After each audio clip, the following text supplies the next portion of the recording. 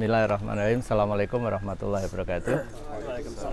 Alhamdulillahirrabbilalamin. Nabihi nasta'inu ala umri dunia wa din. Wassalatu wassalamu ala sayyidil mursalin Sayyidina maulana Muhammadi wa ala alihi wa sahbihi ajma'in. Amma ba'du. Terima kasih Ustadz Ilyas dan teman-teman, kita sharing pagi ini supaya saya nggak perlu persiapan khusus karena tadi ditelepon dadak. Saya lanjutin aja bahasan tadi pagi di masjid. Tapi karena ini di kalangan di lapangan ya, kita coba terapkan. Jadi bagaimana ngaji kita itu tidak sebatas ilmu. Karena kalau kita sebatas ilmu, kita masih kelompok orang yang rugi. Ngaji sampai ilmu itu kita masih rugi. Karena yang dikecualikan kerugian adalah illal ladzina amanu wa amilus sholihat. Jadi yang dikecualikan dari kerugian itu kalau kita sampai menjadikan ilmu kita dari ngaji itu menjadi landasan untuk amal soleh. Jadi bayangkan kalau yang ngaji aja rugi, apalagi yang nggak ngaji kan gitu. Jangan dibalik, kalau gitu nggak usah ngaji kan gitu. Yang ngaji aja rugi kalau nggak tidak menjadi landasan amal soleh. Nah, yang saya ingin share adalah ini sebenarnya apa istilahnya bocoran ceramah saya di Abu Dhabi bulan depan, minggu depan ya. Saya diundang untuk ceramah di acaranya namanya World Future Energy Summit. Kenapa orang awam kayak kita, petani kayak saya diundang bicara di bidang energi gitu? Karena kita menggunakan Al-Quran. Dalam memahami energi itu kita menggunakan Al-Quran. Jadi kita belajar dari petunjuk Al-Quran sampai kemudian kita bisa mengamalkannya. Bahkan sampai kepada itu Al-Quran itu sampai kita jabarkan jadi mesin gitu. Inilah ya saya akan share adalah bagaimana proses kita menjadikan dari ayat Al-Quran sampai kepada bisa kita eksekusi bahkan sampai berupa produk gitu. Ini karena itulah pengamalan gitu kan itu. Saya kasih gambaran gini, di Al-Quran di surat Al-Fussilat ya ayat 10 Allah memberikan pemberitahuan kabar ke kita bahwa Allah di ayat lain dijelaskan Allah menciptakan bumi itu selama 6 masa. Tapi di ayat Fussilat disebutkan Allah mengisi bumi itu selama 4 masa. Gitu.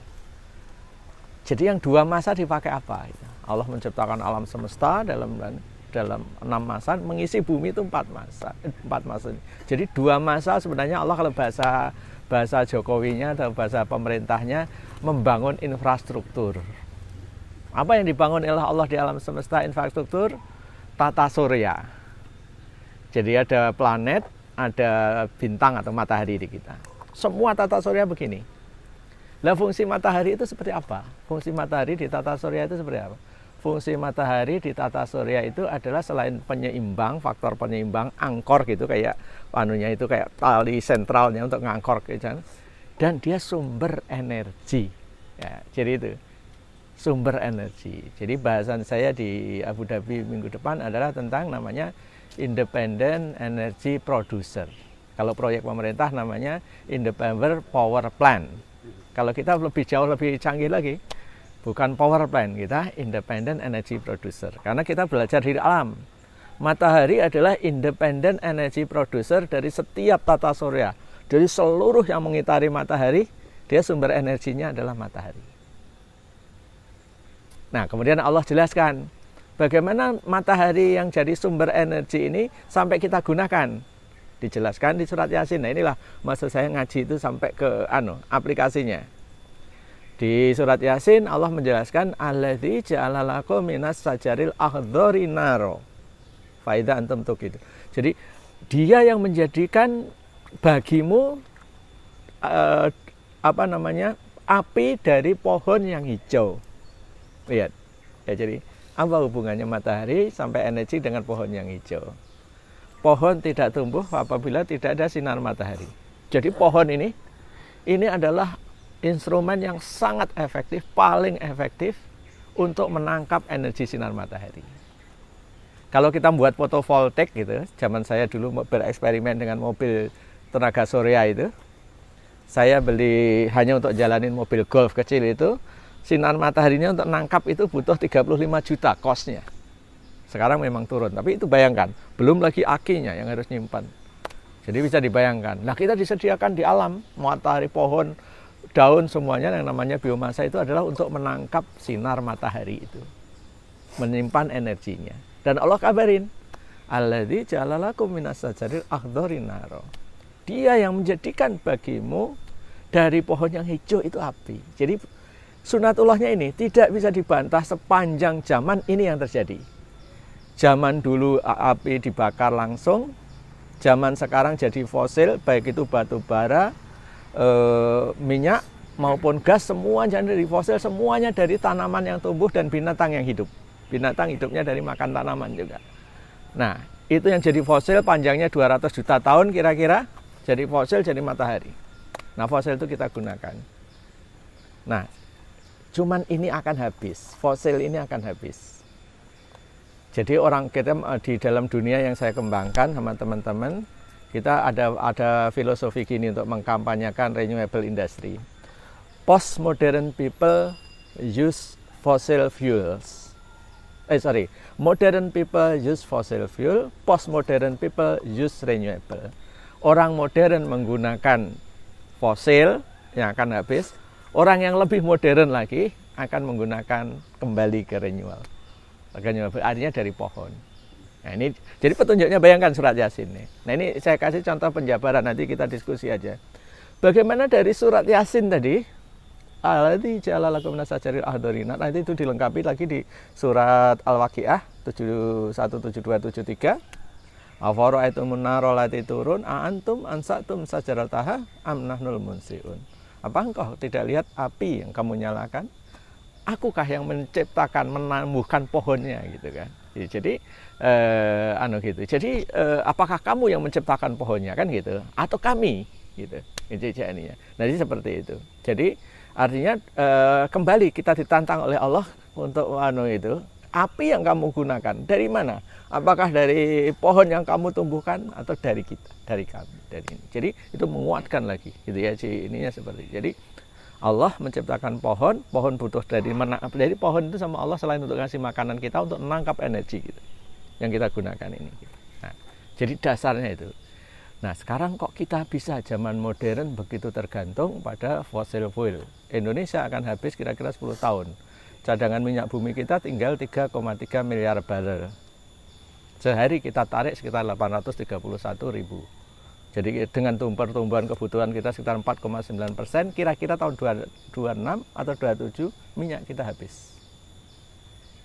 Nah, jadi apa yang terjadi? Yang akan kita lakukan? Bagi orang-orang beriman, bertakwa, Allah selalu beri jalan keluar. Wa may yattaqillah yaj'al lahu makhraja. Bukan hanya itu. Orang bertakwa sama Allah dijanjikan ditinggikan terhadap umat-umat yang lain. Di surat Ali Imran 138 139, hadza bayanul linnas. Quran ini tadi yang kita baca itu berita penjelasan linnas bagi semua orang. Jadi orang asal baca Al-Qur'an dia semua dapat penjelasan. Oh, di dalamnya ada pohon hijau bisa menghasilkan api. Itu manusia kebanyakan bisa. Ada onta, ada kurma, semua orang bisa. Tetapi dia bagi orang beriman, nah inilah kita bedanya gitu. Orang beriman harus menjadikan Al-Quran wahuda wa mau'idhatul lil muttaqin. Jadi kalau bagi orang kita membaca Al-Quran, kita paham mau di situ ada itu linnas. Masih kebanyakan manusia, semua orang bisa. Tapi wahuda wa mau'idhatul lil muttaqin. Bagi orang bertakwa, Al-Quran itu jadi petunjuk. Petunjuk itu apa sih? Guide to do things. Kita mau menyelesaikan masalah butuh manual. Nah, itu kita benar-benar kita lakukan. Nah, kalau kita bisa melakukan itu, janji Allah di ayat berikutnya yang 139-nya wala tahinu wala tahzanu, jangan kamu merasa rendah, merasa sedih. Wa antumul a'launa in kuntum mu'minin. Jadi sesungguhnya kamu yang paling tinggi. Jadi kita diberi solusi sama Allah kalau kita menggunakan Al-Qur'an sebagai modal. Nah, konkretnya gimana sekarang? Exercise-nya. Ini yang exercise yang kalau kita mau bisa kita lakukan. Jadi kita belajar dari petunjuk Allah. Allah menciptakan matahari, sistem tata surya ini, diberi mesin independen. Nah, kita tiru ciptaan Allah. Ciptaan Allah kita mau yang saya gerakkan sekarang adalah kita gerakkan masyarakat yang mandiri energi gitu ya, mandiri energi. Bahkan kita bisa buat yang namanya kita sudah keluar prototipe yang ini nanti yang akan saya presentasikan juga di Abu Dhabi. Prototipe yang kita beri nama Independent Energy Producer tadi. Jadi masyarakat postmodern nanti tidak tergantung fossil fuel, tidak gantung itu. Jadi ada Independent Energy Producer itu apa sih sebenarnya? Sudah selama 1 abad terakhir berkembang teknologi namanya teknologi gasifikasi itu sudah berkembang sekitar 1 abad. Intinya dari kayu jadi gas. Kalau sekarang kan kita nenteng-nenteng tabung 12 kilo dari Papua jadi minyak gas di sini ya mahal sekali kan gitu ya. Jadi kayu jadi gas. Jadi teknologi gasifikasi. Nah, teknologi gasifikasi itu sudah berkembang 1 abad dan sudah 3 masa populer. Populer pertama tahun 30-an ketika ada krisis ekonomi global, orang minyak nggak ada, menggunakan kayu lagi jadi bahan bakar. Bahan bakar mesin nggak tanggung-tanggung. Terus tahun 40-an ketika terjadi Perang Dunia Kedua, energi bahan bakar tersendat di mana-mana, orang kembali memberi mesin dia kayak VW ini kayak VW-nya Pak Alam itu di belakangnya dipasang gasifikasi untuk kayu masuk. Bisa. Itu populer di tahun 40-an. Di Denmark saat itu sampai 60 mesin mobil itu menggunakan bahan bakar kayu. Itu tahun 40-an. Terus terkenal lagi, mencuat lagi tahun 70-an, ketika tahun 70-an, 74, krisis ekonomi lagi, krisis energi lagi, muncul lagi penggunaan itu. Nah, beberapa tahun terakhir ini, itu mencuat lagi, kenapa? Kalau sekarang penggeraknya 2, yaitu kesadaran orang minyak fosil fuel akan habis, 1, kedua adalah isu geopolitik global. Ini tangan gatelnya Trump sama tangan gatelnya Presiden Korea Utara ini duluan mana yang mencet tombol merah itu gitu kan gitu. Itu begitu salah satu mereka nggak tahan mencet tombol merah. Itu nuklir terjadi serangan nuklir, maka dunia akan kehilangan energi. Karena saat itu ada istilahnya EMP, masa EMP, electromagnetic pulse, gelombang elektromagnetik yang merusak segala jaringan listrik segala macam. Jadi itu yang dikhawatirkan orang. Nah, mengantisipasi itu di Amerika ada masyarakat, kelompok masyarakat yang menyebut dirinya the preppers. Jadi masyarakat yang siap. Ibaratnya terjadi apapun siap. Nah, dari situlah mereka menghidupkan teknologi lagi yang kuno ini. Dengan teknologi yang tentu semakin modern. Saya membeli, terus terang kami membeli. Saya sudah riset ke sejumlah perguruan tinggi. Mana sih rancang bangun sistem independent energy producer yang paling siap diterapkan. Artinya kalau terjadi apa-apa nih, nggak ada listrik, nggak ada ini, energi kita apa gitu kan? Nggak ada, di kita belum ada yang siap. Akhirnya kita beli aja, kita beli rancang bangunnya udah jadi kecil gitu segini. Nanti kayu dimasukkan ke situ, keluarannya bisa energi apa saja. Dari ayat tadi jadi mesin kan gitu kan. Bahan bakarnya kayu, keluarannya mesin. Keluaran pertama gas, namanya syngas. Dari kayu ketika dipanaskan, dia keluarnya syngas tadi. Dari syngas ini, gas ini bisa dibakar untuk masak langsung bisa. Jadi masak itu dimasukkan ke mesin genset, dia menggerakkan listrik. Jadi artinya dari awalnya gas, masuk genset jadi listrik, masuk pembakaran jadi ini, dimasukkan uap jadi mesin penggerak berbasis uap. Seperti ini. Jadi artinya lihat urutannya dari ayat tadi, dari kayu tadi perlu dijabarkan gitu. Nah, di sisi penjabaran ini itulah ilmu manusia, kita boleh mencari dari mana saja. Tapi kita punya dasar kenapa melakukan ini gitu ya. Kenapa? Karena petunjuk Allah memang akan kembali ke kayu gitu kan. Dari sunatullahnya akan kembali ke kayu. Ini gitu. Nah, jadi artinya bayangkan kalau umat ini membaca ayat sampai kepada tadi actual plan-nya itu apa? Yang dieksekusi itu apa gitu? Buntut amal solehnya itu apa kan gitu kan? Tadi malah yang dikeluarkan oleh Allah dari himpunan besar, kita semua itu masuk sama Allah dicemplungin, masuk bilangan besar orang-orang yang merugi. Wal asr innal insana lafi khusr illa ladzina amanu. Kemudian dikeluarkan. Siapa yang dikeluarkan?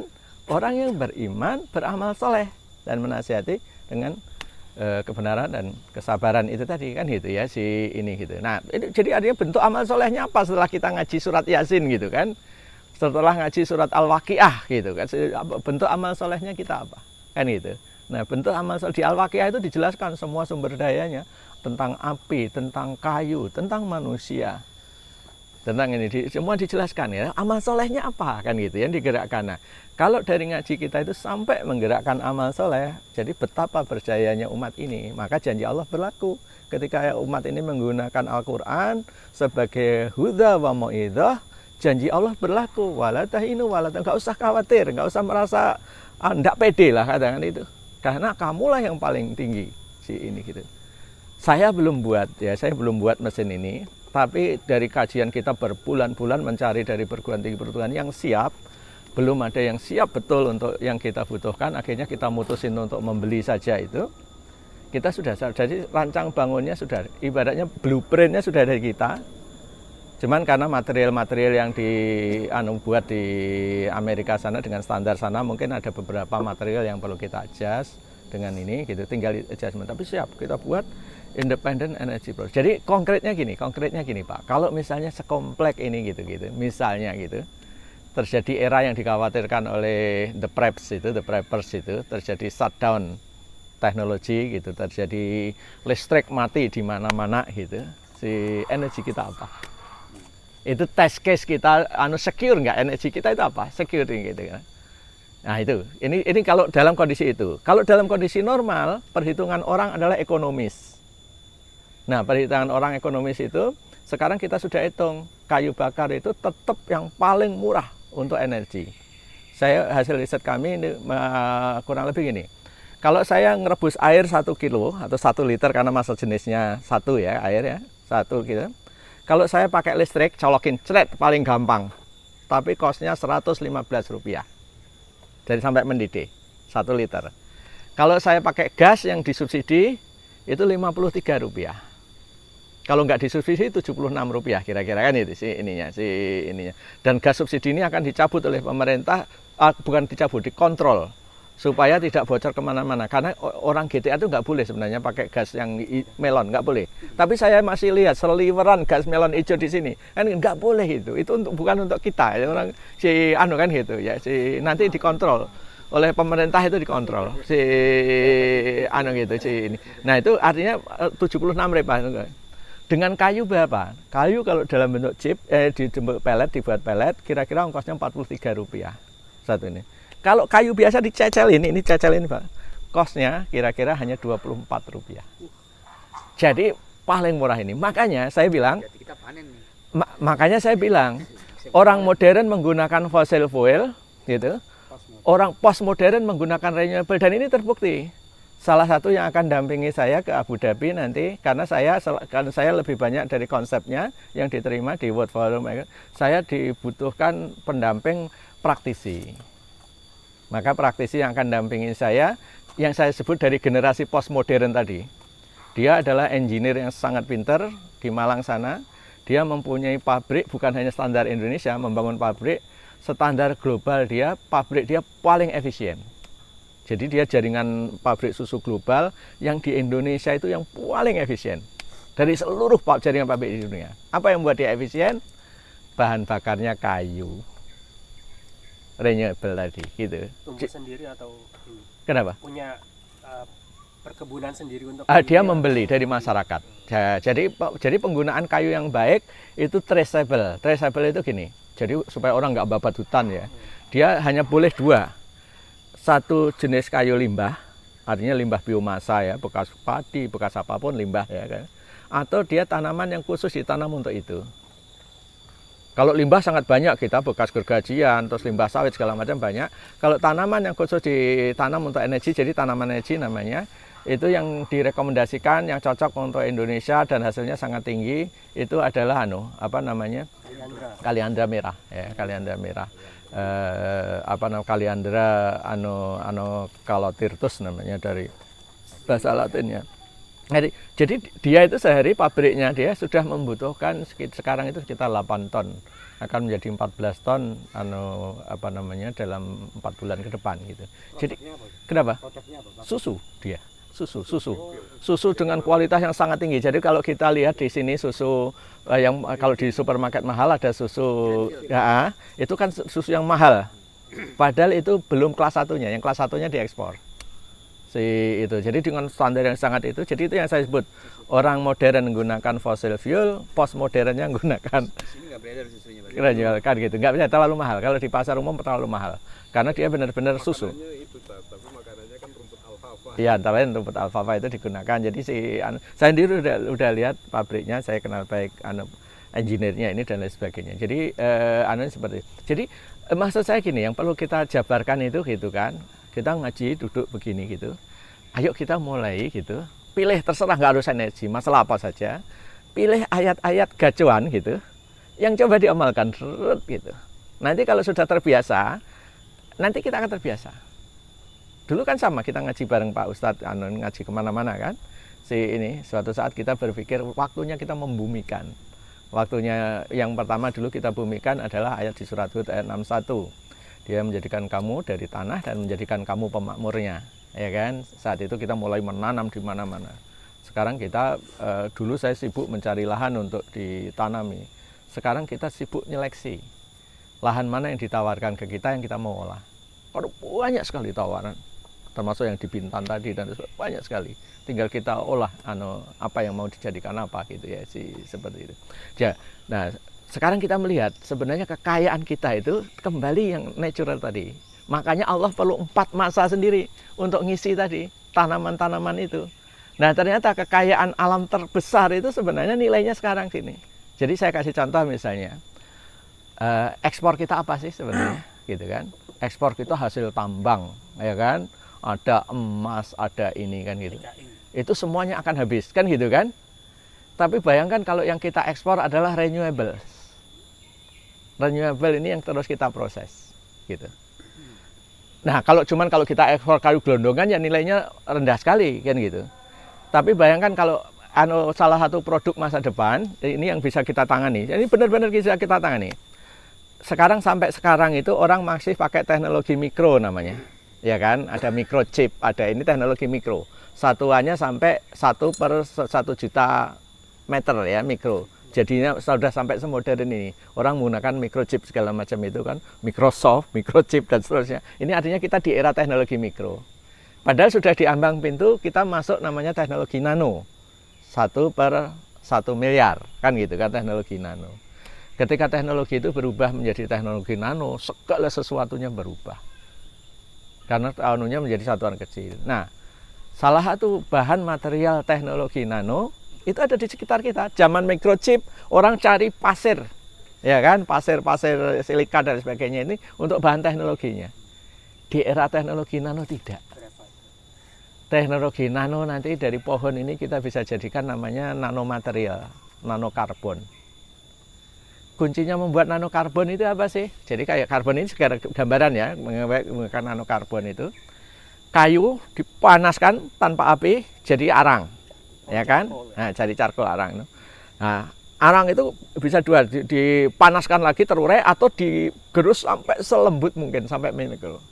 Nah, artinya apa? Untuk menjadikan kayu ini jadi nanomaterial. Nanomaterial itu apa sih? Kalau kayu ini gitu, segini ini nggak ada nilainya kan gitu kan, kita diekspor nggak laku ya. Tapi kalau nanomaterial itu 1 gramnya $3, bisa dibayangkan. 1 kilonya $3.000. Bisa dibayangkan kok anunya gitu. Dan bahannya melimpah kita. Nah, cuman ketika energi mahal, memproses dengan tekanan, dengan panas, dengan mekanik, cost-nya mahal, kan gitu kan? Cost-nya mahal. Berarti kunci untuk kita membuat produk bernilai tinggi apa? Energi yang murah. Gitu. Maka kalau kita bisa menekan energi kita menjadi energi yang murah, kembali dari alam tadi, kita bisa membuat produk-produk yang mahal menjadi visible, menjadi ini gitu. Maka konsep energi di situ. Itulah mengapa tata surya Allah ngasih contoh. Alam semesta sekian ini di masing-masing unitnya nggak ada tata surya mengimpor energi dari tata surya sebelah, nggak ada. Gitu. Masing-masing dicukupi di situ. Gitu. Jadi matahari, udah tata surya kita semua energinya dicukupi di situ.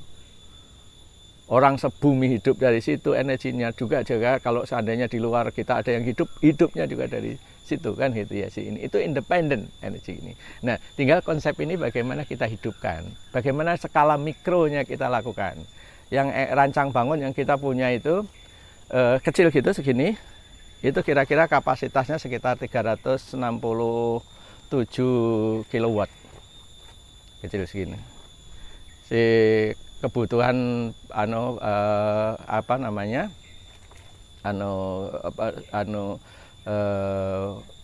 listriknya gitu, kebutuhan bahan bakarnya kira-kira sekitar sekitar 100 kilo per jam lah gitu. Kira-kira gitu, si anunya. Kebutuhan biomass, kebutuhan kayu atau biomass, tergantung kadar tergantung kadar energinya ya, tapi kurang lebih seperti itu. Jadi kita mungkin melakukan itu.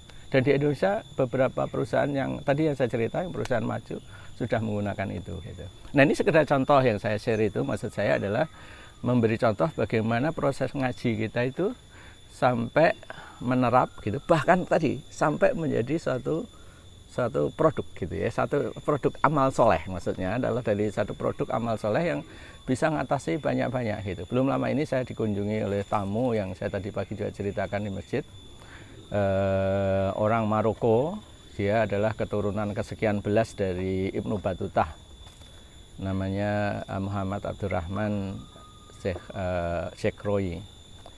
Nah, dia berkunjung ke kantor saya di Juanda itu.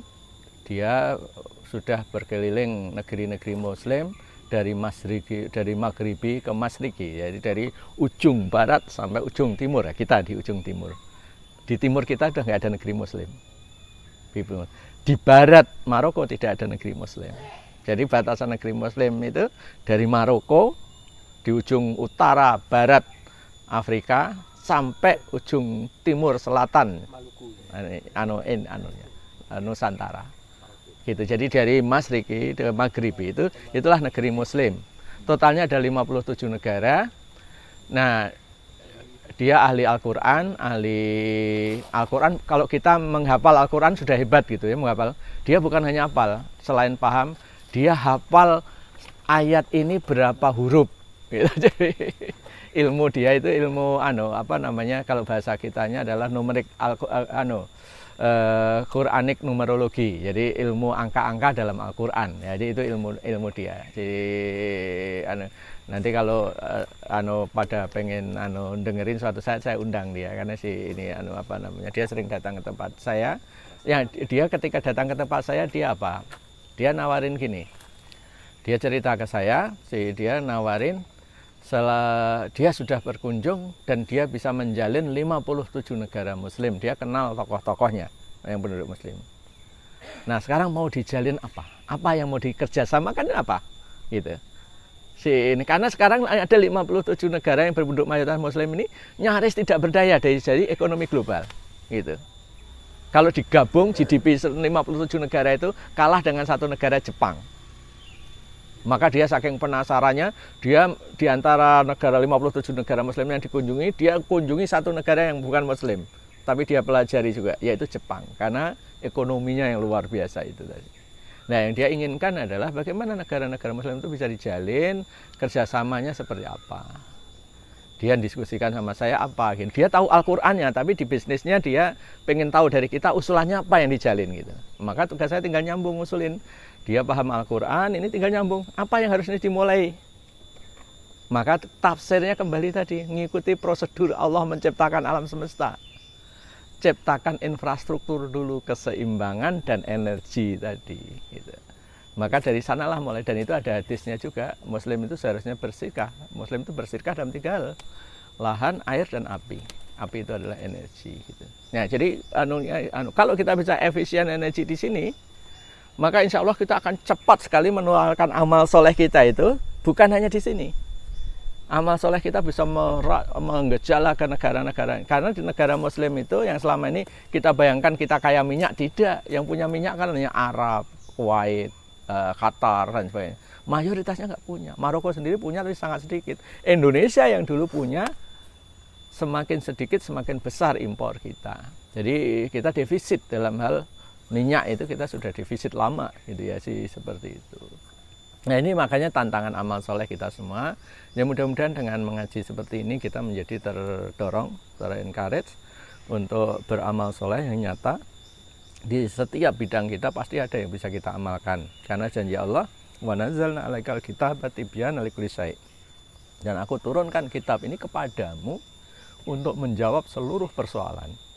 Jadi persoalan kita di bidang apa saja pasti sama Allah diberi jawaban di Al-Quran itu. Tetapi perlu tadabbur tadi. Nah, cara mentadaburinya gimana? Ini saya kasih share bagaimana kita bisa mentadaburi di bidang kita masing-masing. Itu di surat Ali Imran mulai 189 sampai 190 191 dan seterusnya. Inna fi khalqis samawati wal ardh wa ikhtilafil laili wan nahari la ayatil liulil albab. Di situ Allah memperkenalkan sesungguhnya inna fi khalqis samawati, penciptaan langit dan bumi, dan ini samawati wal ardh, dan bergantinya siang malam, artinya benda apapun, peristiwa apapun itu kan di antara langit dan bumi ada petunjuk, ada tanda. Siapa? Bagi siapa? Ulil albab. Nah, kemudian di ayat selanjutnya dijelaskan oleh Allah, siapa sih ulil albab itu? Yaitu alladzi ulil albab alladzina yadhkuruna Allaha qiyaman wa qu'udan wa 'ala junubihim wa yatafakkaruna fi khalqis samawati wal ardh rabbana ma khalaqta hadza batila subhanaka faqina adzabannar. Jadi siapa ulil albab? Orang yang tidak berhenti mengingat Allah. Kuncinya tidak alladzina yadhkuruna, tidak berhenti mengingat Allah, baik dia sedang beraktivitas, dia sedang istirahat, atau bahkan sedang tidur. Jadi sampai berbaring pun dia mengingat Allah. Tapi tidak berhenti di situ.